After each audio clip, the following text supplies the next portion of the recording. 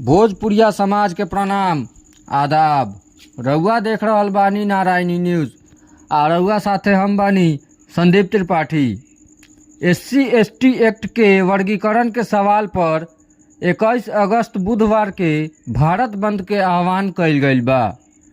भारत बंद के सफल बनावे खातिर मंगल के रात साहेबगंज बाजार में मशाल जुलूस निकालल गइल। अनुसूचित जाति जनजाति संघर्ष मोर्चा के बैनर तले सहिंद्र पासवान के अगुवान में मशाल जुलूस निकालल गइल। ई मशाल जुलूस साहेबगंज हाई स्कूल से चल के इंद्रदेव चौक, केशव चौक, गांधी चौक, ब्रजनंदन चौक आ नवल किशोर चौक से बाईपास नीम चौक होत केशव चौक पर जाके खत्म हो गइल।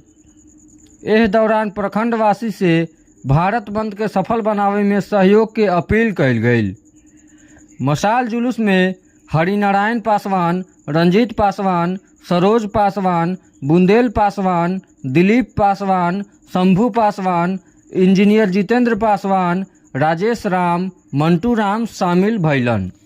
भारत बंद को सफल बनाएंगे। कल दिनांक 21 अगस्त 2024 को भारत बंद है। आप लोगों को बता दूं कि कल दिनांक 21 अगस्त 2024 रउआ सभे नारायणी न्यूज़ के लाइक करी, सब्सक्राइब करी।